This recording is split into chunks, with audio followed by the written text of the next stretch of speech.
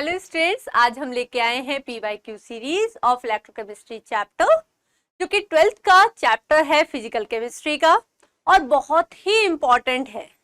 ध्यान रखिए, इसमें से क्वेश्चन आने के चांसेस काफी ज्यादा होते हैं, तो देखिए कि इसमें कहाँ से कौन से टॉपिक पे आपको फोकस करना है। ठीक है स्टूडेंट्स, तो चलिए देखते हैं first question. Standard electrode potential values आपको गिवन है। Al3+ की गिवन है, सिल्वर की गिवन है, पोटेशियम की गिवन है और क्रोमियम की गिवन है। ठीक है, तो ध्यान रखिए इलेक्ट्रोड रिडक्शन पोटेंशियल वैल्यू अगर हम देखें, E0 वैल्यू, E0 सेल अगर हम वैल्यू देखें या रिडक्शन पोटेंशियल वैल्यू देखें तो क्या होता है बेटा कि जितना ज्यादा रिडक्शन पोटेंशियल ज्यादा होगा उतना ऑक्सीडाइजिंग नेचर होगा, उतना उसका ऑक्सीडाइजिंग नेचर होगा, और जितना रिडक्शन पोटेंशियल ज्यादा होगा उतना अच्छा वो रिड्यूसिंग एजेंट होगा। ठीक है, तो अगर मैं देखूं फर्स्ट Al3+ टू Al, इसका रिडक्शन पोटेंशियल गिवन है, दैट इज -1.66। दूसरा मैं देखूं Ag+ टू Ag, ये गिवन है आपके पास, दैट इज 0.80 वोल्ट, सारा वोल्ट में है। थर्ड है आपका पोटेशियम K+ टू K, ये रिडक्शन पोटेंशियल गिवन है, दैट इज -2.93 गिवन है आपको पोटेशियम का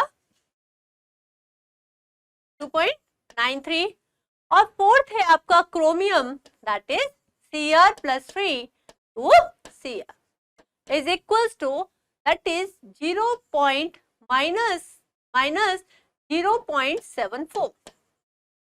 तो मैंने कहा, आपसे पूछा गया है कि रिड्यूसिंग पावर डिक्रीजिंग और ड्रॉप, तो मैंने कहा कि जितना रिडक्शन पोटेंशियल कम होगा उतना अच्छा वो रिड्यूसिंग एजेंट होगा। तो सबसे कम किसका दिख रहा है आपको, देखिए -2.93 सबसे कम वैल्यू है, तो इसका मतलब पोटेशियम सबसे अच्छा रिड्यूसिंग एजेंट हो गया। वैसे भी आपको पता है कि अल्कलाई मेटल अच्छी रिड्यूसिंग एजेंट होती हैं। उसके बाद अगर आप देखेंगे तो यहाँ पर आपको उससे कम कौन दिख रहा है, एल्यूमिनियम, उससे जो मतलब इसकी सबसे कम, फिर थोड़ी उससे कम एल्यूमिनियम की, देन आता है, देखिए this is -0.74 and this is 0.80, तो इसकी काफी ज्यादा है। इसका मतलब फिर आ जाएगा आपका क्रोमियम, एंड लास्ट में सबसे ज्यादा रिडक्शन पोटेंशियल है किसका, सिल्वर का, तो इसका रिड्यूसिंग पावर सबसे कम हो जाएगी।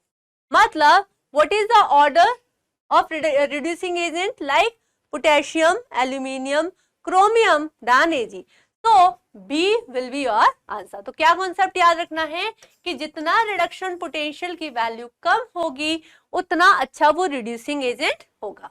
ठीक है, चलिए नेक्स्ट क्वेश्चन देखते हैं। ओके, आपको एक बटन सेल दे रखा है जिसमें रिएक्शंस गिवन है। ठीक है, ये आपकी हाफ शेल रिएक्शन गिवन है बटन सेल की, और ये पूरी रिएक्शन दे रखी है। एक बात ध्यान रखिए, कभी भी आपको ये इस टाइप के क्वेश्चन हो, आपको reduction potential E0 cell value आपको कैलकुलेट करनी हो, तो बेटा सबसे पहले तो सेल रिएक्शन देखो। सेल रिएक्शन में देख रहे हैं आप, तो this is your cell reaction, this is your net cell reaction. तो सेल रिएक्शन में देख रहे हैं तो जिंक का क्या हो रहा है, ऑक्सीडेशन Zn+2 में, और सिल्वर का क्या हो रहा है, यहाँ पर Ag+ से क्या हो रहा है, रिडक्शन, मतलब Ag2O है, और मैं अगर Ag2O को Ag+ लिख सकती हूँ, 2Ag+। ठीक है, तो इसका क्या हो रहा है, रिडक्शन। ठीक है, तो जिंक का हो रहा है ऑक्सीडेशन, मतलब जिंक की रिएक्शन लूंगी मैं एनोड पर, और Ag का क्या हो रहा है, रिडक्शन, इसका रिडक्शन पोटेंशियल। तो सबसे पहले तो आपको with the help of cell reaction और सेल इक्वेशन या सेल रिप्रेजेंटेशन से आप ये देख लेंगे कि किसका रिडक्शन हो रहा है, किसका ऑक्सीडेशन हो रहा है। अब क्या करेंगे, आपको कैलकुलेट करना है ई नॉट सेल, आपको सेल पोटेंशियल इस सेल का कैलकुलेट करना है। तो इसका मतलब क्या होता है, E naught cathode, E naught cathode minus E naught anode. अगर आप इस टाइप से इस क्वेश्चन को करते हैं तो यकीन मानिए आपका कभी क्वेश्चन गलत नहीं होगा। अब ई नॉट सेल आपको ई नॉट कैथोड, कैथोड पर क्या होता है, रिडक्शन, कैथोड पर होता है रिडक्शन, ठीक है, और एनोड पर होता है ऑक्सीडेशन। अब दूसरी बात ध्यान रखिए कि जब भी आप इसमें वैल्यू पुट करेंगे तो इसमें आप हमेशा रिडक्शन पोटेंशियल की वैल्यू हुई पुट करेंगे, ठीक है। तो रिडक्शन पोटेंशियल क्या आपको गिवन है, देखिए जिंक का भी रिडक्शन पोटेंशियल गिवन है, Zn2+ से जिंक में कन्वर्ट हो रहा है, मतलब रिडक्शन हो रहा है, तो this is the reduction potential of zinc. और सिल्वर का भी Ag+ से Ag में कन्वर्ट हो रहा है, इसका मतलब ये भी रिडक्शन पोटेंशियल गिवन है। तो दोनों रिडक्शन पोटेंशियल है, लेकिन मैं किसको कैथोड पर लूंगी, किसको एनोड पर, तो मैंने बताया दोनों की रिडक्शन पोटेंशियल वैल्यू लेनी है, लेकिन कैथोड पर किसको लोगे, Ag+ वाले को। तो Ag+ वाला क्या है, ये रहा, तो कितना 0.34, इसका रिडक्शन पोटेंशियल वैल्यू को लोगे कैथोड पर, और इसके रिडक्शन पोटेंशियल वैल्यू को लोगे एनोड पर, क्योंकि मैंने बताया आप नेट सेल रिएक्शन से देख रहे हो कि जिंक का ऑक्सीडेशन हो रहा है और सिल्वर का रिडक्शन हो रहा है। तो इसका रिडक्शन पोटेंशियल किस पे ले रहे हो आप, एनोड पर, मतलब -0.76 वोल्ट। तो जब आप इसको कैलकुलेट करोगे तो ये आ जाएगा आपका 1.1 volt will be your net cell reduction, net cell voltage, ठीक है। 1.10 volt means C will be your answer, ठीक है। तो इस टाइप से इन क्वेश्चंस को करना है बिल्कुल आराम से, थोड़ी भी गलती आपका क्वेश्चन गलत करा सकती है। चलिए नेक्स्ट क्वेश्चन देखते हैं। अब इसमें फिर से स्टैंडर्ड इलेक्ट्रोड पोटेंशियल 3 मेटल्स का दे रखा है एक्स वाई जेड। देखिए एक्स का रिडक्शन पोटेंशियल गिवन है दैट इज -1.2 वोल्ट, वाई का गिवन है दैट इज 1 प्लस 0.5 वोल्ट, और Z का गिवन है दैट इज -3 वोल्ट। तो रिड्यूसिंग पावर पूछी है, क्या पूछी है, रिड्यूसिंग पावर। तो हमने बताया जिसका रिडक्शन पोटेंशियल सबसे कम होगा, जिसका रिडक्शन पोटेंशियल सबसे कम होगा वो सबसे अच्छा रिड्यूसिंग एजेंट होगा, मतलब Z सबसे अच्छा है। देन आप देखिए कौन सा है, X, देन कौन सा हो गया, Y, ठीक है। तो वही ये इस टाइप के क्वेश्चंस काफी ज्यादा पूछे जाते हैं। तो Z, X, Y means C will be your answer. चलिए नेक्स्ट क्वेश्चन देख लेते हैं। Equivalent conductance of Ba2+ and Cl- ion are 127 and 760.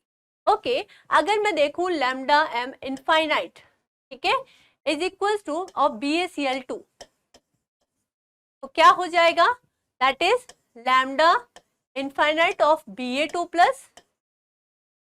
Plus 2 lambda m infinite of Cl-. When we put these value like, तो ये हो गया आपका कितना दे रखा है 127 and this is 76, ठीक है, this is 76 into 2, ठीक है। तो ये हो गया आपका कितना 12 और ये हो गया 2 और ये हो गया 14, ये 152 प्लस 127 मीन्स ये हो गया आपका 9 और ये हो गया आपका 7 और ये हो गया आपका 279 आ गया ये मोलर कंडक्टेंस।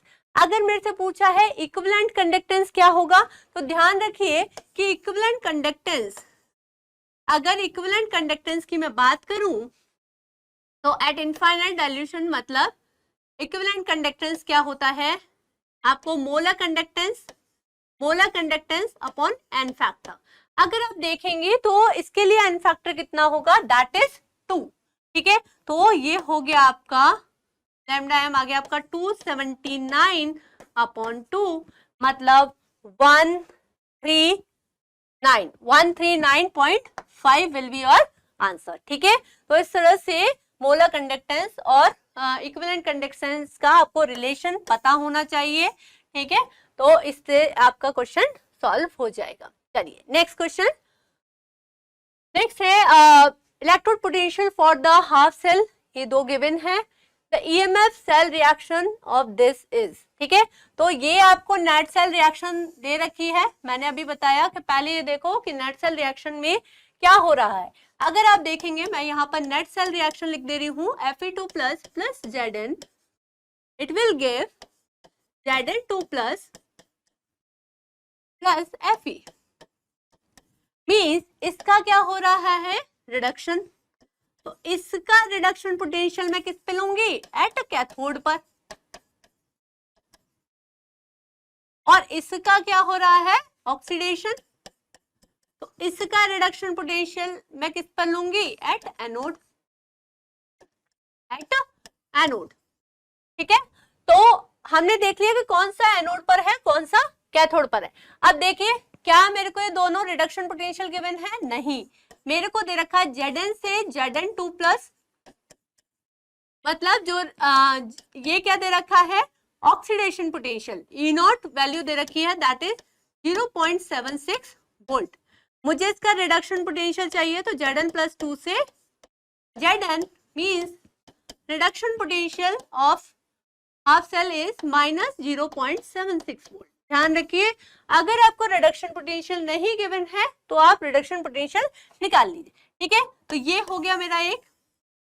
दूसरी सेल का भी मेरे को क्या कर रखा है, ऑक्सीडेशन पोटेंशियल गिवन है Fe से Fe2 प्लस, ये दे रखा है, दैट इज 0.44 वोल्ट। मुझे इसका भी रिडक्शन पोटेंशियल चाहिए, मतलब Fe2 प्लस से Fe, ये हो गया आपका E0, ठीक है, माइनस 0.44 वोल्ट। ठीक है, तो मुझे रिडक्शन पोटेंशियल वैल्यू चाहिए दोनों हाफ सेल की, क्योंकि मेरे पास जो फॉर्मूला है that is E0 cell is equal to E0 cathode minus E0 anode. ठीक है, तो कैथोड पर मैं किसका, इस फॉर्मूले में हमेशा आप रिडक्शन पोटेंशियल वैल्यू रखिए, और किसको कैथोड पर लेना है, किसको एनोड, वो मैंने इस नेट सेल रिएक्शन से बता दिया है। कैथोड पर किसको लेना है आपको, जिसका रिडक्शन हो रहा हो, मतलब Fe वाले रिडक्शन पोटेंशियल को आपको लेना है कैथोड पर, दैट इज 0.44 माइनस, और एनोड पे कौन लेना है, जिसका ऑक्सीडेशन हो रहा हो, मतलब माइनस 0.76। तो ये हो गया आपका माइनस 0.44 प्लस 0.76। ठीक है, तो ये कितना आंसर आ गया आपका 0.32, मतलब पॉजिटिव में 0.32 volt will be your cell potential. So what will be the answer student, D will be your answer. ठीक है, तो इस टाइप के क्वेश्चंस बहुत आते हैं। इनका ट्रिक याद रखिए कि जब भी इस फॉर्मूले में वैल्यू पुट करनी है तो रिडक्शन पोटेंशियल की वैल्यू पुट करनी है, चाहे किसी का ऑक्सीडेशन हो रहा हो चाहे रिडक्शन हो रहा हो। बस ऑक्सीडेशन और रिडक्शन से आपको क्या हेल्प मिलेगी कि किसको कैथोड पर लेना है, किसको एनोड पर लेना है। ठीक है, चलिए नेक्स्ट क्वेश्चन देख लेते हैं। Find the EMF of the cell in which following reactions takes place at this E0 cell given है और इसको आपको बता रखा है। एक बात ध्यान रखिए, इसके लिए कौन सी इक्वेशन हम यूज करेंगे, नर्स्ट इक्वेशन। ठीक है, तो नर्स्ट इक्वेशन क्या होती है कि EMF of the cell E cell is equals to E0 cell minus 0.059, क्योंकि यहाँ पर होता है माइनस 2.303 RT अपॉन NF। ठीक है, तो ये इसकी वैल्यू मैंने रख दी 0.059 अपॉन N, और लॉग प्रोडक्ट का कंसंट्रेशन अपॉन रिएक्टेंट का कंसंट्रेशन। ठीक है, चलिए, तो now we put the values. अब आपको बोला है E0 सेल आपके पास गिवन है, और ये बोल रहा है ई सेल आपको ईएमएफ मतलब ई सेल आपको कैलकुलेट करना है, ये कितना है 1.05, ठीक है। अब मैं फॉर इजी कैलकुलेशन मैं 0.059 ना रख के वो 0.06 ले रही हूँ, आप भी ऐसा कर सकते हैं, क्योंकि कभी भी बहुत क्लोज आंसर एग्जाम में नहीं होता, तो आप हमेशा अप्रोक्स कैलकुलेशन कीजिए, ठीक है। एन क्या है, नंबर ऑफ इलेक्ट्रॉन्स, ठीक है, तो इसमें कितने इलेक्ट्रॉन्स दिख रहे हैं आपको, मतलब जो चेंज होता है दैट इज एन, तो कितना हो रहा है 2, यहाँ पे आ गया आपका 2 लॉग। प्रोडक्ट में क्या है, ध्यान रखिए जो सॉल्यूशन होता है उन्हीं का कंसंट्रेशन होता है, सॉलिड का हम 1 लेते हैं, तो सॉल्यूशन में प्रोडक्ट में कौन है, ये सॉलिड है तो इसको 1 लेते हैं, और ये क्या हो गया पॉइंट निकेल का कंसंट्रेशन, निकेल का कंसंट्रेशन आप ऐसे भी लिख सकते हैं अपॉन, ठीक है, इसका 1 हो गया, इसमें इसका 1 हो गया, तो ये Ag प्लस का होल स्क्वायर। तो जब मैं इसको सॉल्व करूंगी तो 1.05 ये हो गया आपका 0.03 माइनस 0.03 लॉग Ni2 प्लस की वैल्यू रखी मैंने, कितना हुआ 0.001, और Ag प्लस की कंसंट्रेशन की रखी, उसका स्क्वायर कर दिया 0.001 इंटू 0.001, ये कैंसिल हो गया, तो यहाँ पे आ गया आपका 10 टू पावर 3, तो 10 टू पावर 3 को जब मैं इधर लेके आऊंगी तो ये हो गया मेरा 1.05 माइनस 0.03, ठीक है। अगर किसी का बेस log 10 है और 10 की पावर अगर है 3, तो क्या हो जाएगा log base 10 into 10 to power 3, तो क्या हो जाता है 3 आ जाएगा, ठीक है। तो ये आ गया आपका 1.05 माइनस 0.09 मीन्स ये आ गया आपका 0.96 विल बी योर आंसर, ठीक है। दिस इज द 0.9615, ठीक है, हम अप्रोक्स में लेके चले थे क्योंकि हमने 0.059 को हमने 0.06 लेके कर दिया था, ठीक है। तो सी विल बी योर आंसर, ठीक है, सीधे नॉटिफिकेशन लगानी है आपको इस क्वेश्चन में और you will get the answer, ठीक है। नेक्स्ट क्वेश्चन देख लेते हैं। If the E0 cell for a given reaction has a negative value, which of the following gives the correct? Okay, अगर आपका E0 सेल जो है वो नेगेटिव वैल्यू है, ठीक है, अगर ये नेगेटिव है तो डेल्टा जी नॉट क्या होगा, डेल्टा जी नॉट होता है -NF E0 सेल, ठीक है, और अगर ये नेगेटिव हो गया तो डेल्टा जी नॉट क्या हो गया, delta G not is positive, negative negative into होके क्या हो गया पॉजिटिव, तो ये क्या हो गया delta G not is positive, मतलब रिएक्शन क्या हो गई नॉन स्पॉन्टेनियस हो गई, नॉन स्पॉन्टेनियस, ठीक है। स्पॉन्टेनियस रिएक्शन के लिए डेल्टा जी नॉट जो है वो क्या होगा नेगेटिव होता है। अच्छा, अगर रिएक्शन नॉन स्पॉन्टेनियस है मतलब के इक्विलिब्रियम, ठीक है, तो डेल्टा जी नॉट क्या होता है, delta G not is equal to -2.303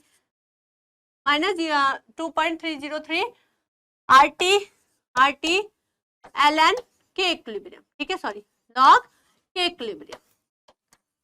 तो अगर ये वैल्यू पॉजिटिव है, डेल्टा जी नॉट आपकी पॉजिटिव है, तो के इक्विलिब्रियम यहां से क्या हो जाएगा, के इक्विलिब्रियम इज लेस देन 1, ठीक है।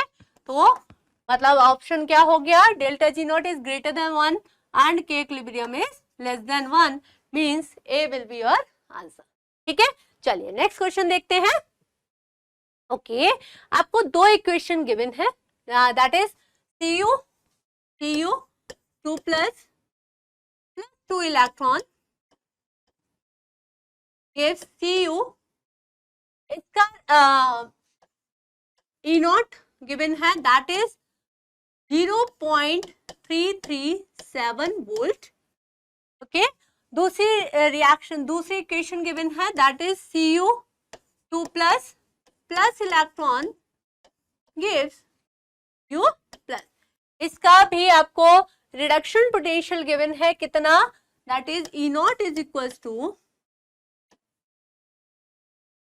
0.153 वोल्ट, अब आपको third equation, this is equation 1 and this is equation second and third equation जिसका आपको निकालनी है वैल्यू ई नॉट की, वो गिवन है, that is Cu plus electron, it will give Cu।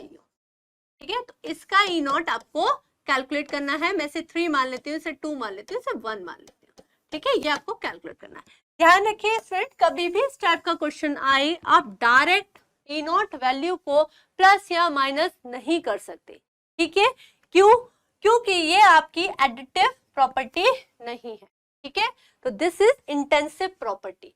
चलिए, लेकिन आपका अगर देखें हम तो ये आपको थर्ड इक्वेशन कैसे आएगी बेटा? थर्ड इक्वेशन को लाने के लिए मुझे क्या करना होगा? फर्स्ट को एज इट इज रखना होगा और सेकंड को क्या होना होगा? क्योंकि मैं देख रही हूं ये किस साइड आ रहा है, ये आ रहा है आपको लेफ्ट हैंड साइड, तो मुझे इसे क्या करना होगा? रिवर्स करना होगा। मतलब फर्स्ट एज इट इज और सेकंड को मुझे माइनस करना पड़ेगा। ठीक है, तो अब क्या होगा? तब मेरी थर्ड इक्वेशन आएगी। ठीक है, क्या ऐसा होगा? देखिए, अगर मैं इसको रिवर्स कर दूं, ठीक है, और फिर मैं माइनस करूं तो मेरी थर्ड इक्वेशन आ जाएगी। चलिए करके देखते हैं।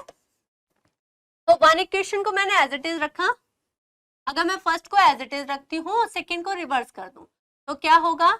तो Cu2 प्लस से Cu2 प्लस कैंसिल हो जाएगा और एक इलेक्ट्रॉन से एक इलेक्ट्रॉन बचेगा। ठीक है, तो चलिए, लेकिन कभी भी आपका ई नॉट वैल्यू को हम डायरेक्टली प्लस या माइनस नहीं कर सकते, लेकिन हम इसकी डेल्टा जी को कर सकते हैं। तो इसके लिए अगर मैं डेल्टा जी नॉट 1 देखूंगी तो क्या हो जाएगा?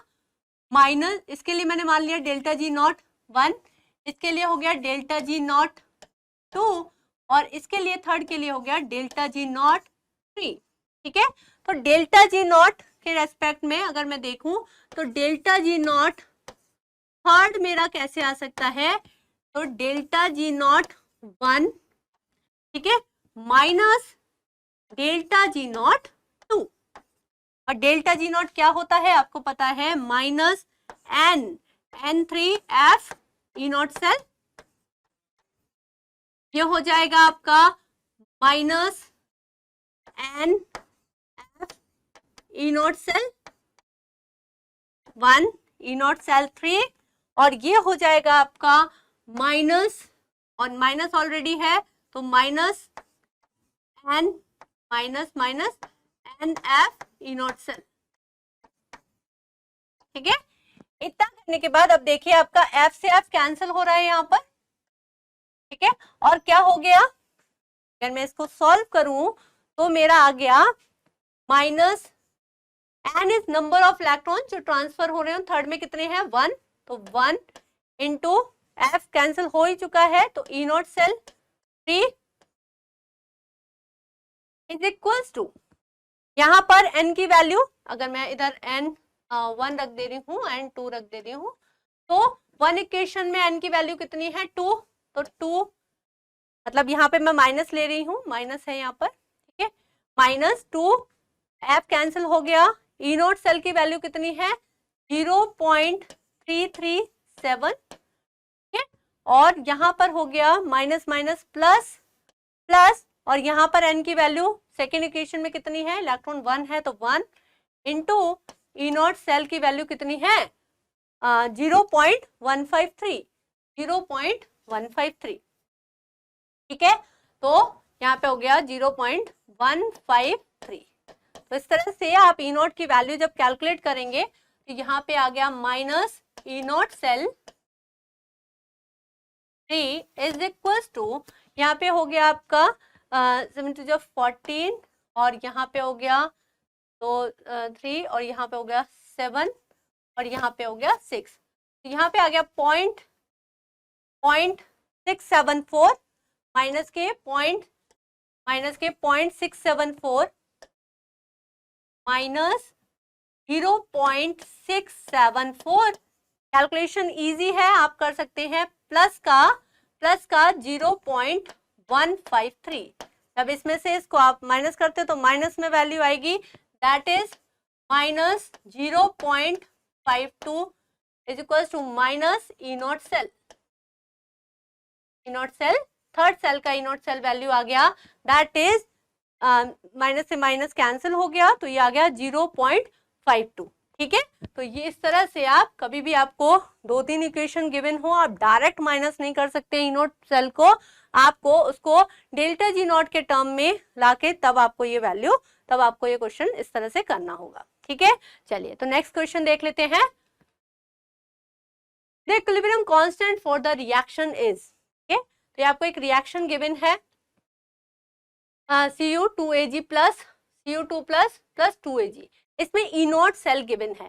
ठीक है, तो इक्विलिब्रियम कांस्टेंट की अगर मैं बात करूं तो ई नॉट के रेस्पेक्ट में क्या होगा, E not cell is equal to 0.059 upon N log K equilibrium.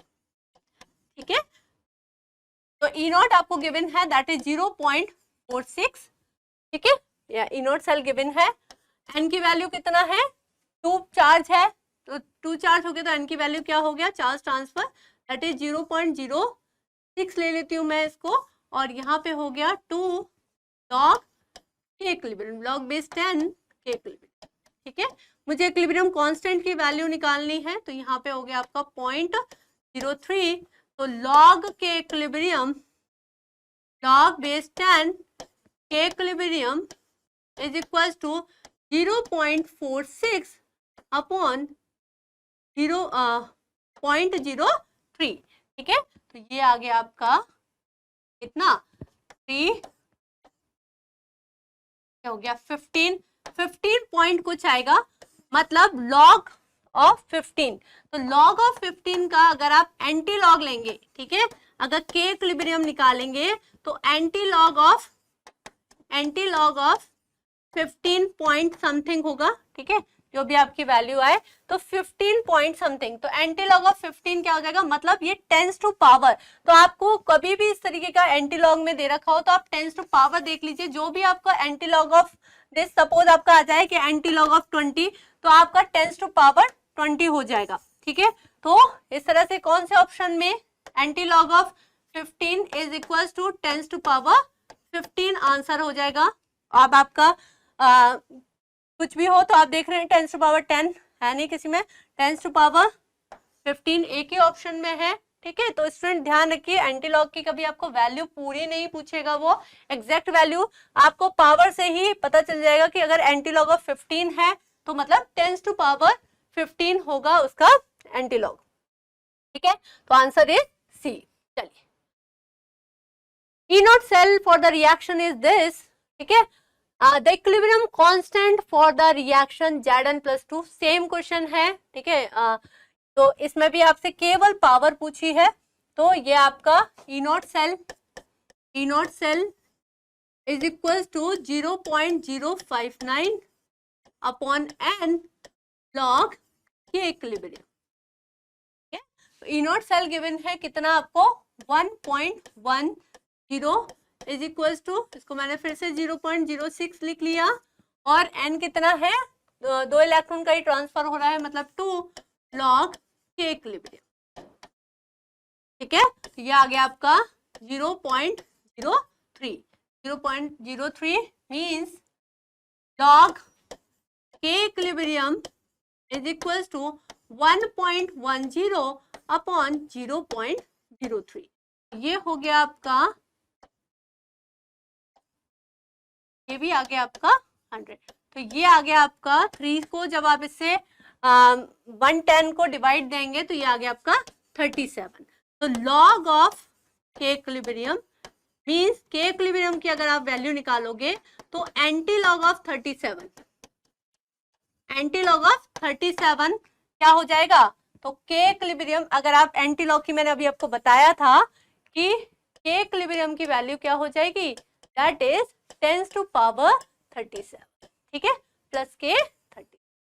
So answer क्या होगा, D will be your answer. ठीक है, चलिए नेक्स्ट क्वेश्चन देखते हैं। For the reduction of silver ions with copper metal the standard cell potential was this. है। Cell potential given है, मतलब आपके पास E naught value, E not cell आपके पास है, that is 0.46 volt. Okay, the value of standard gives free energy is, okay, इसमें reaction आपको गिवन नहीं है, आपको रिएक्शन करनी होगी। तो क्या बोल रहा है, for the reduction of silver ions with copper metal. तो अगर मैं सिल्वर आयन का रिडक्शन देखूं तो Ag प्लस से क्या होता है, Ag, ठीक है, और copper ion with copper metal, तो कॉपर मेटल क्या हो रहा है, ऑक्सीडाइज हो रहा होगा, ठीक है, तो CO2 प्लस, यहाँ पे आ गए मेरे, अगर मैं इसको बैलेंस करूंगी तो यहाँ पे मेरे 2 इलेक्ट्रॉन और यहाँ पर मेरा 1 इलेक्ट्रॉन, ठीक है। अगर मैं नेट सेल रिएक्शन लूंगी तो मेरे को इससे 2 से पूरी रिएक्शन को मल्टीप्लाई करना होगा, मेरी नेट सेल रिएक्शन आएगी that is 2Ag plus 2Ag plus Cu, electron जो है वो कैंसिल आउट हो जाएंगे, ठीक है, तो ये आ जाएगा 2Ag प्लस Cu2 प्लस, ठीक है। तो मेरी ये नेट सेल रिएक्शन हो गई। अब ये बोल रहा है कि द स्टैंडर्ड, मतलब मेरे को डेल्टा जी नॉट कैलकुलेट करना है, तो डेल्टा जी नॉट का रिलेशन जो होता है ई नॉट सेल के साथ that is minus N F E not cell, ठीक है। एन की वैल्यू आपको इससे निकल आई, कितने इलेक्ट्रॉन ट्रांसफर हो रहे हैं, दैट इज 2, तो यहाँ पे हो गया -2, एफ की value that is 96500, E not cell की वैल्यू आपको गिवन है दैट इज 0.46, यहाँ पे आपने 0.46, ठीक है। तो यहाँ पर आपका ये हो गया आपका 100, ये 100 से 100 कैंसिल हो गया, और यहाँ पे आ गया, अगर अब मैं इसको मतलब 1000 ले लूं तो ये हो गया आपका 1000 इंटू 2 दैट इज 2000, 2000 इंटू 46, मतलब अगर मैं 2000 इसको ले लूं तो 2 इंटू 46 दैट इज 89 के अप्रोक्स होगा, 90 के अप्रोक्स। अगर मैं इसको 45 मान लूं, इसको 2000 मान लूं, तो ये मेरा 89 के अप्रोक्स हो गया, 89 इंटू 1000, ठीक है। तो ये आ गया मेरा -8900 जूल, और किलो जूल में है तो that is -89 kilo joule will be your answer, ठीक है। तो 89 kilo joule means -89 kilo joule, तो ये आपको अप्रोक्स में अगर आप कैलकुलेशन करते हैं तो आपका आंसर लगभग आ जाएगा, ठीक है। तो ये हो गया, A will be your answer. Directly आपको फॉर्मूला पुट करना है, लेकिन आपको सेल रिएक्शन गिवन नहीं थी इस क्वेश्चन में, तो आपको पहले सेल रिएक्शन देखना है फॉर एन वैल्यू, ठीक है। चलिए नेक्स्ट क्वेश्चन देखते हैं। फॉलोइंग लिमिटिंग, ये आपको कंडक्टेंस दे रखा है, ठीक है, लैम्डा एम की वैल्यू गिवन है, तो आपसे पूछा है कि इसका लैम्डा एम क्या होगा। तो बेटा कभी भी आपको इस तरह से दे रखा हो तो आपको जो रिएक्शन गिवन है उसको किस तरह से करेंगे, तो फर्स्ट आप लिख देते हैं, जैसे अगर मैं बोलूं lambda M naught of H2SO4, ठीक है, तो क्या होता है, इनफाइनाइट डाइल्यूशन का जो मतलब आपका कोलरास लॉ है उसके अकॉर्डिंग क्या होगा कि 2 into lambda M naught of H plus lambda M naught of SO4 2 minus, ये आपका गिवन है, कितना है, दैट इज ये दे रखा है x वैल्यू, ठीक है। अब दूसरी equation that is lambda M naught इसका K2SO4, K2SO4 is equals to 2 lambda M naught of K plus lambda M naught of SO4 2 minus, ये गिवन है y, ठीक है। थर्ड आपके पास lambda M naught of CH3COH, lambda M naught of CH3COK sorry is equals to, तो lambda M naught of CH3COO minus plus lambda M two K plus is equal to दे रखा है Z। आपको चाहिए lambda M naught of CH3COOH, that is lambda m naught of CH3COO minus plus lambda m naught of H। ठीक है, इस ये आपको equation चाहिए with the help of these three equation. ठीक है, तो this is first equation, this is second equation, this is third equation and this will be your fourth equation, जिसके लिए आपको लैम्डा एम नॉट कैलकुलेट करना है। तो फोर्थ इक्वेशन को अगर मैं देखूं तो मेरी फोर्थ इक्वेशन कैसे आ सकती है बेटा, कि अगर मैं फर्स्ट इक्वेशन को हाफ कर दूं, ठीक है, फर्स्ट इक्वेशन को मैं अगर उसका हाफ कर दूं, ठीक है, और सेकंड को उसमें से माइनस कर दूं हाफ करके, और सेकंड को उसमें से माइनस, सेकंड इक्वेशन को हाफ करके उसमें से माइनस कर दूं, और थर्ड इक्वेशन को मैं प्लस कर दूं, थर्ड इक्वेशन को क्या कर दूं, मैं प्लस कर दूं। मैंने जो इक्वेशन है उनको मैंने राउंड में ले लिया है। ठीक है, तो फर्स्ट इक्वेशन का हाफ मतलब x/2 minus y/2 plus z। ठीक है, तो क्या हो गया, तो मेरे पास आ गया x minus y/2 plus z। तो दिस विल बी ये मेरा क्या होगा आपका, तो x minus y plus z means d will be my answer. ठीक है, तो आपको ये देखना है कि जो मेरी थर्ड इक्वेशन आ रही है वो with the help of these equation में किस तरह से उसे ले सकती हूँ। ठीक है, तो ये हो गया मेरा कोलरास लॉ से रिलेटेड क्वेश्चन था, इजी होते हैं काफी। ठीक है, तो आपको इस तरह से क्वेश्चन कर देना है। चलिए नेक्स्ट क्वेश्चन देखते हैं।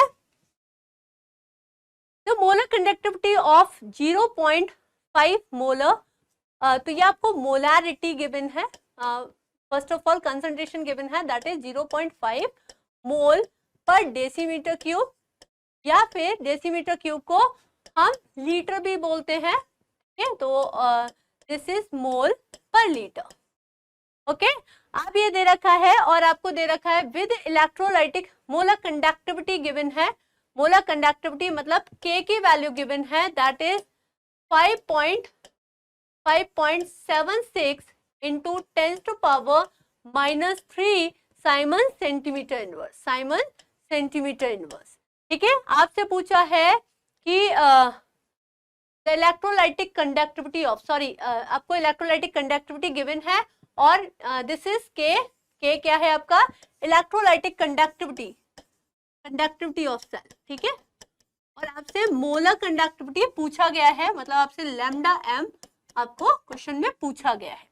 तो इस टाइप के क्वेश्चन के लिए आपको फॉर्मूला याद होगा, molar conductivity is equals to K conductivity into 1000 upon molarity. ठीक है, तो K की वैल्यू कितनी है, 5.76 into 10⁻³ into 10⁻³ upon molar conductivity कितनी है, 0.5।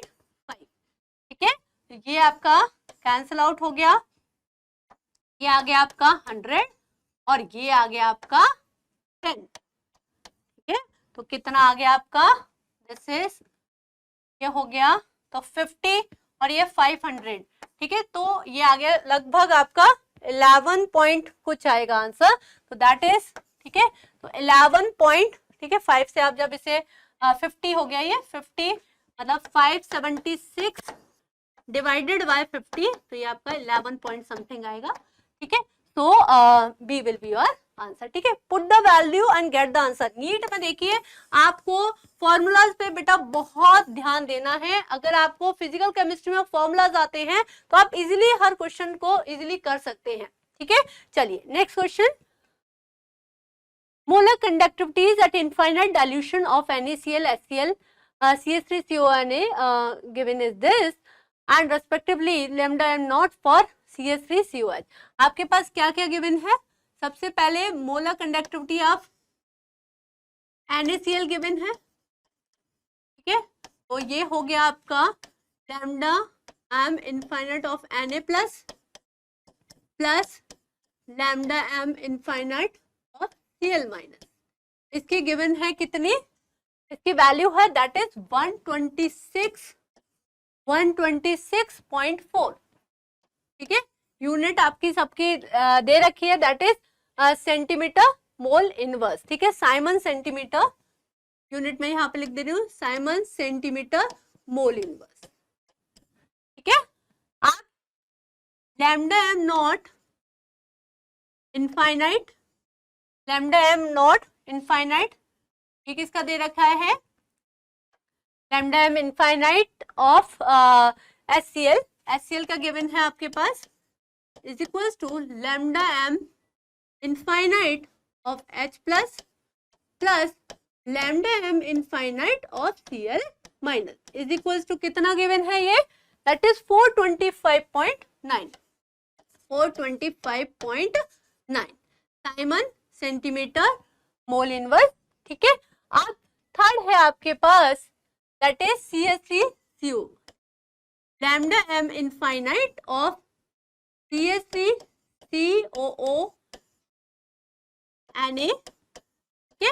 ये गिवन है lambda M infinite of CH3COO negative plus lambda M infinite of Na plus, ये आपके पास कितना है, दैट इज 91, ठीक है। तो दिस इज इक्वल्स टू 91, ठीक है। तो आपको किसके लिए चाहिए, आपको चाहिए एक तो ये चाहिए और एक ये चाहिए। ध्यान रखिए जिसके लिए आपको निकालना होता है उन दोनों चीज को प्लस कर दीजिए, बाकी जो थर्ड है उसको माइनस कर दीजिए, ठीक है। तो क्या करना होगा, अगर मैं इसको वन इक्वेशन चाहिए, इसको मैं सेकेंड इक्वेशन बना लेती हूँ, इसको थर्ड, तो फॉर द फोर्थ इक्वेशन मेरे को क्या चाहिए, lambda M infinite of CH3COO H के लिए चाहिए, तो मेरे पास ये कब आएगा, lambda M infinite of CH3CO, ठीक है, plus lambda M infinite of H plus, तो कब आएगा, जब मैं सेकेंड प्लस थर्ड इक्वेशन कर दूं, ठीक है, सेकेंड और थर्ड को प्लस कर दूं और फर्स्ट को उसमें से माइनस कर दूं, तो मेरी ये फोर्थ इक्वेशन आ जाएगी। देख लीजिए, सेकेंड और थर्ड को प्लस कर दूं और वन को माइनस कर दूं तो मेरी फोर्थ इक्वेशन आ जाएगी। आप करके देख लीजिए, ये माइनस होगा तो ये माइनस Na माइनस Cl, तो minus Na minus Cl, Na plus Cl minus cancel हो जाएगा, और आपको इन दोनों को प्लस कर दिया है तो CH3CO मतलब फोर्थ इक्वेशन मेरी आ जाएगी। तो सेकेंड और थर्ड को प्लस करना है, ठीक है, मतलब 425.9 प्लस 91 प्लस 91 माइनस कितना है 126.4, ठीक है। तो ये हो गया आपका लगभग 500 समथिंग, 500 में से आपका 126 मतलब 390 मतलब 400 या 390 के अप्रोक्स आएगा, तो आंसर क्या आ जाएगा, that is 390 Simon centimetre square mole inverse, ठीक है। तो साइमन सेंटीमीटर स्क्वायर, यहाँ पे Simon centimetre square mole inverse इसकी यूनिट होती है, तो ये आ गया आपका कितना 390 साइमन सेंटीमीटर स्क्वायर मोल, ठीक है। चलिए, तो इस तरह से आप कोलरास लॉ से क्वेश्चन पूछे जाते हैं और बेहद बेहद इजी टॉपिक होता है। आप इजीली इसको इक्वेशन को देख के कि किसको प्लस करके और किसमें से किसको माइनस करोगे तो मेरी जो क्वेश्चन की जो इक्वेशन है उसको मैं ला सकती हूँ, और इजीली माइनस प्लस तो आपको कर ही लेते हैं, तो इजीली क्वेश्चन हो जाते हैं। चलिए नेक्स्ट क्वेश्चन देख लेते हैं। The equivalent conductance of M/32 solution, मतलब मेरे पास मोलैरिटी या फिर मैं बोल सकती हूँ कंसंट्रेशन गिवन है that is 1/32, okay, of a weak monobasic acid is 8 mho centimetre square, ठीक है। यहाँ पे इक्विवेलेंट कंडक्टेंस ना होके यहाँ पे मोलर कंडक्टेंस होगा, ठीक है। चलिए, तो molar conductance eight infinite dilution भी आपको 400 लैम्डा एम, ठीक है, एट इनफाइनाइट, चलिए दोनों ही अगर आपको इक्विवेलेंट कंडक्टेंस है तो भी कोई बात नहीं है, ठीक है। इनफाइनाइट डाइल्यूशन पे आपको कितना गिवन है, लैम्डा लिख ले रहे हैं हम, लैम्डा जो इनफाइनाइट डाइल्यूशन पर है that is 400, 400 mho, mho is a, ठीक है, ओम इनवर्स को महो बोलते हैं, सेंटीमीटर स्क्वायर। चलिए, और lambda M, lambda at any concentration पे गिवन है, तो that is 8 mho centimetre square. ठीक है, तो आपको पता हो कि dissociation constant, sorry, degree of dissociation का फॉर्मूला क्या होता है कि lambda at any concentration upon lambda at infinite dilution.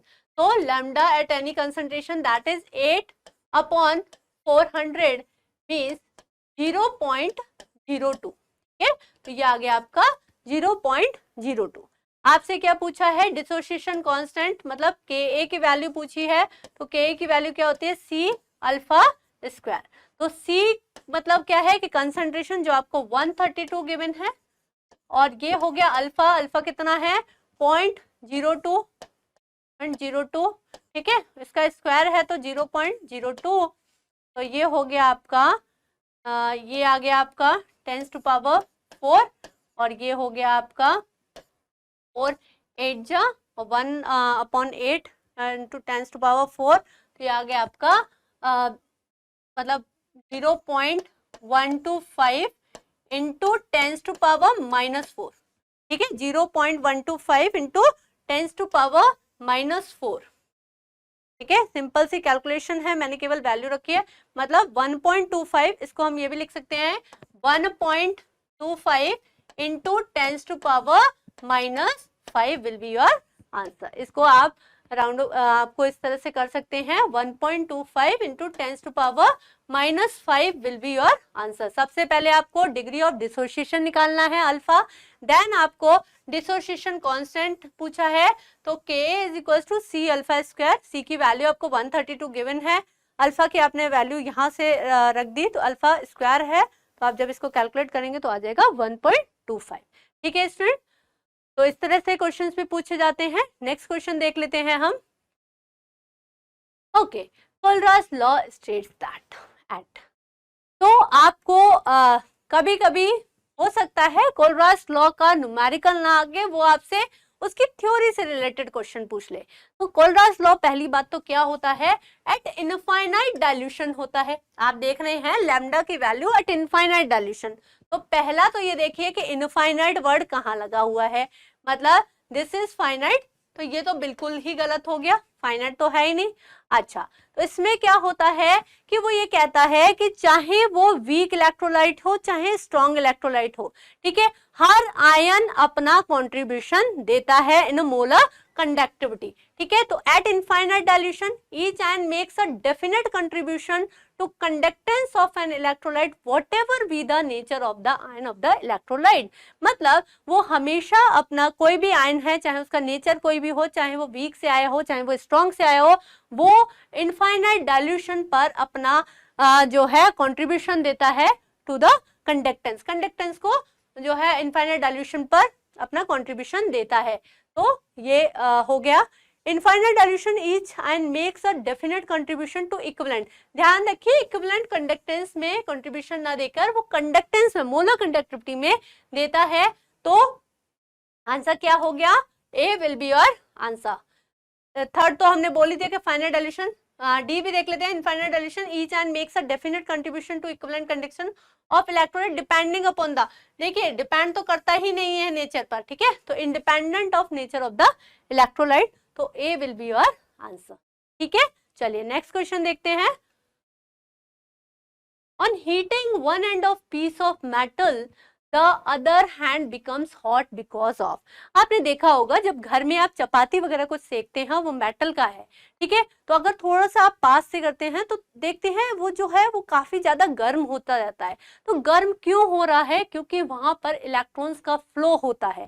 ठीक है, इलेक्ट्रॉन्स क्या होते हैं, these are the conductor of electricity और हीट। तो ये क्या करते हैं, energised electron moving to the other end. ये हॉट क्यों होता है, इसने यही पूछा है कि on heating the one end of piece of a metal the other end becomes hot because of, क्योंकि वहां से एनर्जेटिक जो इलेक्ट्रॉन्स हैं वो एक एंड से दूसरे एंड पर जाते हैं, इसीलिए वो हॉट फील होता है। ठीक है, चलिए नेक्स्ट क्वेश्चन देखते हैं। During the electrolysis of molten sodium chloride, the time required to produce 0.10 mole of chlorine gas using a current of 3 ampere. Okay, तो वेट ऑफ क्लोरीन गैस पूछा गया है, टाइम पूछा गया है, ठीक है। तो इलेक्ट्रोलाइसिस प्रोसेस अगर मैं देखूं कि 2NaCl का मैं 2 मोल ऑफ NaCl ले लूं, क्या होगा 2Na प्लस 2Cl माइनस, ठीक है। अब Na किस पे जाएगा, Na कैथोड पर जाकर बाय गेनिंग ऑफ 2 इलेक्ट्रॉन्स ये Na में कन्वर्ट हो जाएगा। ये रिएक्शन क्या किस पर हो रही है, एट कैथोड, ठीक है। और क्लोरीन क्या होगा कि क्लोरीन जो है वो Cl2 गैस में कन्वर्ट हो जाएगा by losing of 2 electron. Electron का लॉस होता है तो वो किस पर होता है, एनोड पर। ये होगी एट एनोड, ठीक है। अब इलेक्ट्रोलाइसिस प्रोसेस हो रही है, इसका मतलब W is equal to law of electrolysis, Faraday's laws of electrolysis का फॉर्मूला लगाएंगे आप, टू ZIT, ठीक है। तो Z को हम क्या लिख सकते हैं, equivalent weight upon Faraday's constant, means W is equal to E अपॉन F I इंटू T, ठीक है। तो equivalent weight of chlorine, equivalent weight of chlorine क्या होगा, ठीक है। तो क्लोरीन का वेट कितना होता है 71, और यहाँ पे एन फैक्टर कितना होगा, कितने इलेक्ट्रॉन जो है वो ट्रांसफर हो रहे हैं, दैट इज 2। तो ये हो गया आपका इक्विवेलेंट वेट हो गया 35.5, ठीक है। तो ये हो गया इक्विवेलेंट वेट ऑफ क्लोरीन। अब आपको सिंपली वैल्यू रखनी है W, क्या W गिवन है, during the electrolysis of required to produce 0.1 mole, ठीक है। तो मोल गिवन है, आपको पता है कि नंबर ऑफ मोल्स क्या होता है, वेट अपॉन मोलर मास होता है, मोलर मास। तो अगर मेरे को वेट निकालना है तो number of moles into molar weight, ठीक है, मोलर वेट। तो मैं इधर रख सकती हूँ नंबर ऑफ मोल्स, W की जगह मैं रख सकती हूँ number of moles, that is 0.10 into molar mass of chlorine gas, that is 71, okay? और ये हो गया आपका 71 equivalent weight, that is 71 upon 2, मतलब 35.5 मैंने निकाल लिया था, ठीक है। तो ये हो गया आपका 35.5 इक्विवेलेंट वेट हो गया 35.5, और ये हो गया आपका 96500 एम्पियर, दैट इज करंट दे रखी है 3 एम्पियर, आपसे टाइम पूछा है, ठीक है। तो जो ये टाइम निकलेगा वो आपका किस में निकलेगा बेटा, सेकंड्स में, ठीक है। तो इसको आप कैलकुलेशन कर सकते हैं, ठीक है। 100 ये आपका कैंसिल हो गया, और ये हो गया आपका 2 टाइम्स, तो ये हो गया आपका 2000, ये हो गया आपका 2000, और अगर आप इसे करते हैं तो ये हो गया आपका टाइम इज इक्वल्स टू ये हो गया 965 इंटू 2 टू 10 अपॉन 3, अपॉन 3। तो ये हो गया आपका ये हो गया 2000, हो गया 20,000, और अगर डिवाइड मतलब ये आपका सेकंड में आएगा, और ये 60 से अगर आप डिवाइड दे देते हैं तो ये आपका मिनट में आ जाएगा। तो ये हो गया आपका 2 3 6 9, मतलब हो गया 110 मिनट्स, मतलब 100 के अप्रोक्स आ रहा है आपका, ठीक है। तो ये हो गया आपका 110 minutes will be your answer, ठीक है। मैंने उसको सेकंड को मिनट्स में कन्वर्ट कर दिया था, डिवाइडेड बाय 60, तो 110 मिनट्स विल बी योर, ठीक है। तो इस तरह से आप इस क्वेश्चन को कर सकते हैं with the help of Faraday's laws of electrolysis, ठीक है। चलिए नेक्स्ट क्वेश्चन देख लेते हैं। The number of electrons delivered at the cathode during the electrolysis by a current of 1 ampere, आपको करंट गिवन है, that is 1 ampere, आपको time given है दैट इज 60 सेकेंड्स। और नंबर ऑफ इलेक्ट्रॉन्स, तो मतलब Q is equal to charge is equal to IT। और charge क्या होता है, नंबर ऑफ इलेक्ट्रॉन्स, ठीक है, into electronic charge I into T। N की वैल्यू आपको निकालनी है, E होती है 1.6 into 10⁻⁻19 is equal to I आपको 1 एम्पियर गिवन है, T इज 60 सेकेंड। अब इसको आप कैलकुलेट करेंगे तो ये हो गया आपका 60 अपॉन 1.6 इंटू 10⁻⁻19, ठीक है। तो ये हो गया आपका 10, तो 60 डिवाइडेड बाय 16 दैट इज 16 4 जा 64 होता है, तो ये आपका 3 पॉइंट समथिंग लाइक 3.75 इंटू 10⁻20 जो है आपके नंबर ऑफ इलेक्ट्रॉन्स हो जाएंगे जो कंडक्शन कर रहे हैं, ठीक है। सो सी विल बी योर आंसर, ठीक है। तो आप सिंपली ये फॉर्मूला याद रख सकते हैं कि Q is equal to NE is equal to IT, जब भी आपको नंबर ऑफ इलेक्ट्रॉन्स पूछे जाए, ठीक है। चलिए नेक्स्ट क्वेश्चन देख लेते हैं। So that is the weight of silver displaces by a quantity of electricity which displaces 5600 ml of O2 at STP। ठीक है, कभी भी दो तरीके के इस तरह से एलिमेंट्स गिवन हो और आपको लॉज ऑफ इलेक्ट्रोलाइसिस से आपको ये तो पता है कि नंबर ऑफ इक्विवेलेंट्स हमेशा इक्वल होते हैं, मतलब number of equivalent of Ag should be equals to number of equivalent of O2।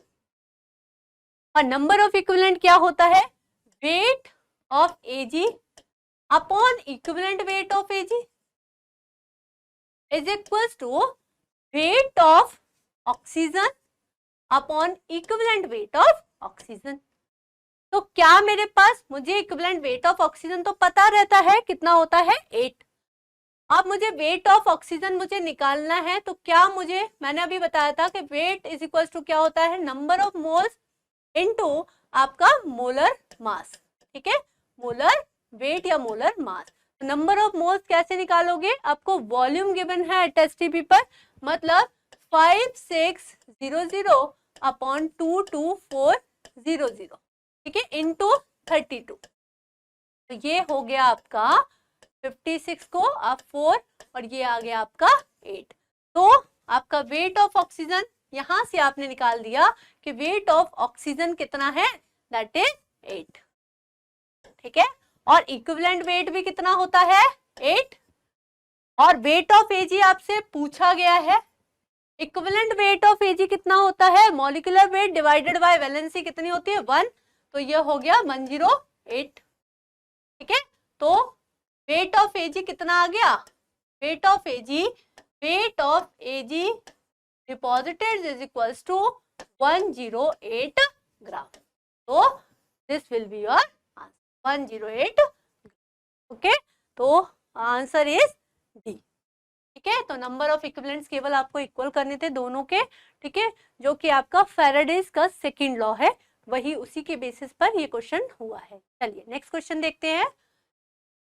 An increase in equivalent conductance of a strong electrolyte with dilution is due to, देखिए अगर कोई strong electrolyte है तो strong electrolyte का आपको पता है कि अगर वो डिसोशिएट होगा तो number of ions remain same, number of ions उसके सेम रहते हैं आफ्टर डाइल्यूशन, ठीक है।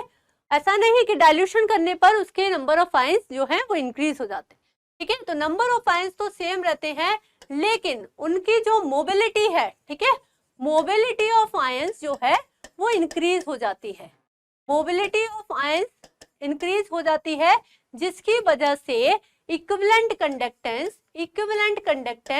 इंक्रीज हो जाता है, ठीक है। तो ध्यान रखेंगे कि नंबर ऑफ आयंस तो सेम रहते हैं, लेकिन मोबिलिटी उनके मूवमेंट की वजह से इक्विवेलेंट कंडक्टेंस जो है वो इंक्रीज होता है। तो पूछा है आपसे कि an increase in equivalent conductance of strong electrolyte with dilution is mainly due to, क्यों, क्योंकि increase in ionic mobility of ions, ठीक है। तो इस तरह से आपसे कौन सा से रिलेटेड भी क्वेश्चन पूछे जा सकते हैं। चलिए next question, how many grams of cobalt metal will be deposited when a solution of cobalt 2 chloride is electrolysed with the current of 10 ampere and 109 minutes is. ठीक है, तो ये आपसे क्वेश्चन फिर से Faraday's first law of electrolyte that is ZIT, और Z को मैं लिख सकती हूँ E/FIT। ठीक है, और मुझसे क्या पूछा है, हाउ मेनी ग्राम्स, मतलब वेट ऑफ कोबाल्ट पूछा गया है।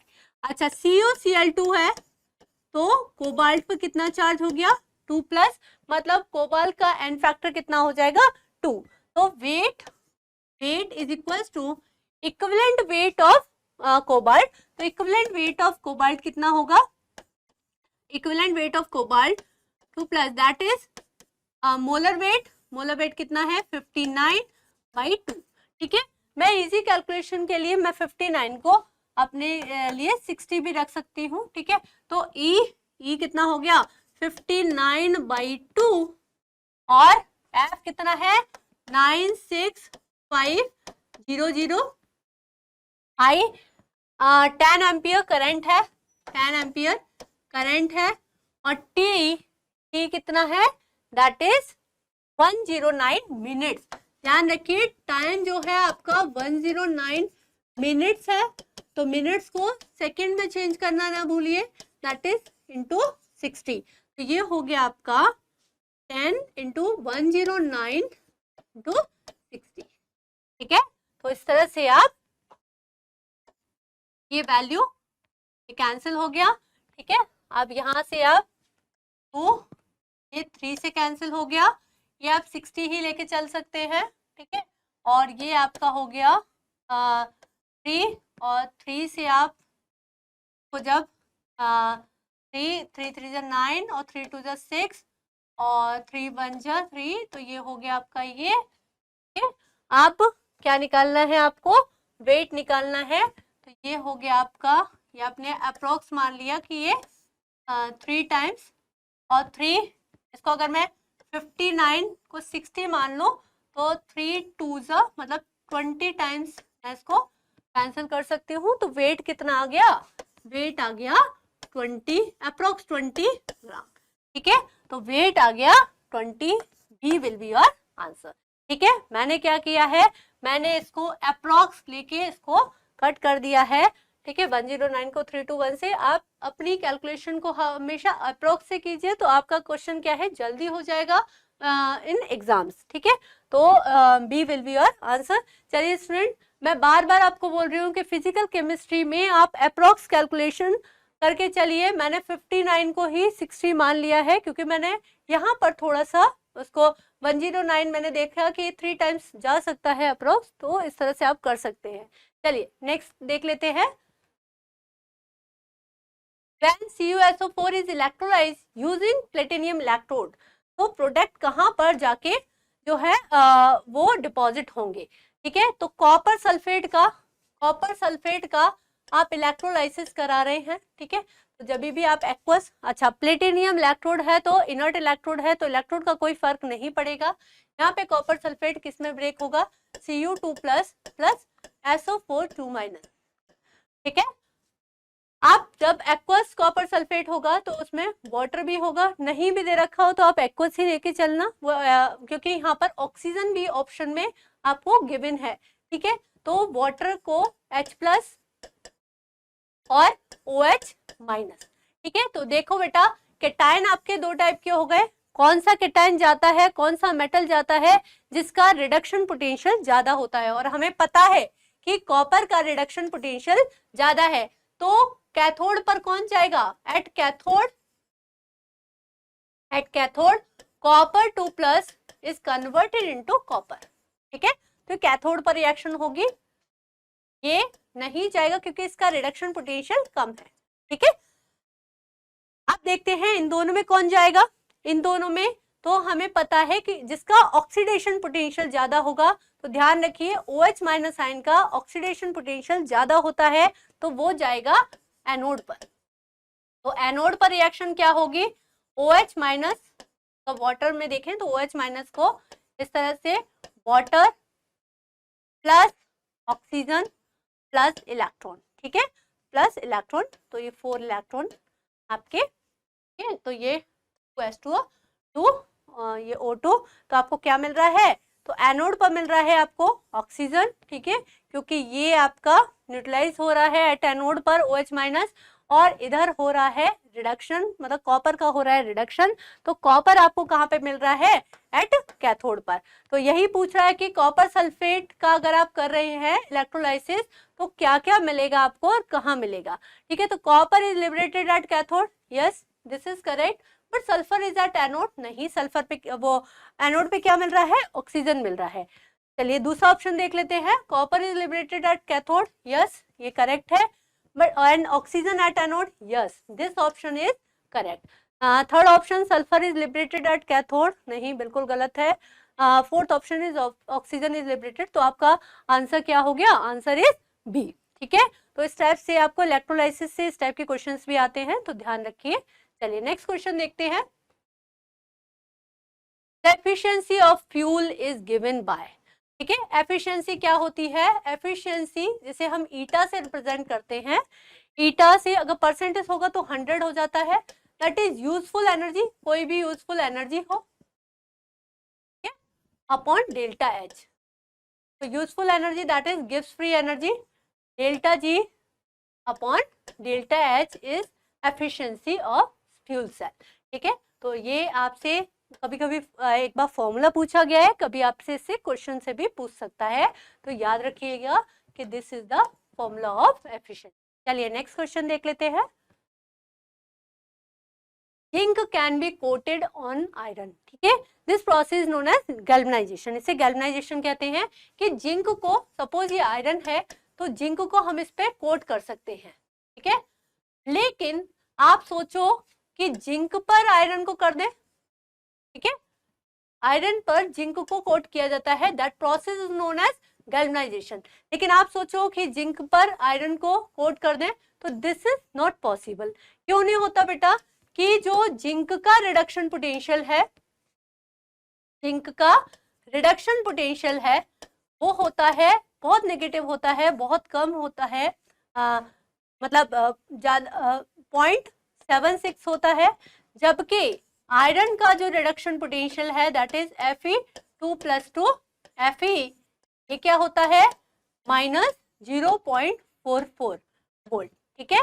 तो किसकी वैल्यू ज्यादा है, आयरन की वैल्यू रिडक्शन पोटेंशियल की ज्यादा है, जिंक की कम है, तो जिंक क्या हो गया, zinc act as a reducing agent, zinc क्या काम करेगा, एज अ रिड्यूसिंग एजेंट की तरह काम करेगा, तो हम इस तरह से आयरन को जिंक के ऊपर कोट नहीं कर सकते, मतलब iron as a oxidising agent की तरह काम करेगा जिंक के ऊपर, तो इसको हम कोट नहीं कर सकते, ठीक है। जितना रिडक्शन पोटेंशियल ज्यादा होगा वो उतना अच्छा ऑक्सीडाइजिंग एजेंट होगा, तो iron will act as a oxidising agent, तो यहाँ पर हम इसको, ये प्रोसेस पॉसिबल नहीं है बट ये पॉसिबल है, ठीक है। तो कौन सा हो गया बेटा, zinc is lighter than iron, ये कोई सेंस नहीं है, zinc has lower melting point than iron, ऐसा भी कुछ नहीं है, zinc has lower negative electrode potential, no, zinc has higher negative electrode potential, yes, zinc का हायर नेगेटिव इलेक्ट्रोड पोटेंशियल है इन कंपैरिजन टू आयरन, इसीलिए ऐसा नहीं कर सकते, ठीक है स्टूडेंट। तो इस तरह से हमने 25 क्वेश्चन जो है इलेक्ट्रोकेमिस्ट्री के डिस्कस किए, आपने देखा कि कौन कौन सा पोर्शन जो है इंपॉर्टेंट है फॉर इलेक्ट्रोकेमिस्ट्री, कैसे आपको फॉर्मूला बेस्ड क्वेश्चंस आते हैं, कैसे कंसेप्चुअल क्वेश्चन आते हैं, तो ये आपके लिए काफी बेनिफिशियल रहेगा, ठीक है स्टूडेंट। तो थैंक यू स्टूडेंट, इस तरह से इन क्वेश्चंस को कीजिए और अपने नीट में सक्सेस पाइए। Thank you student.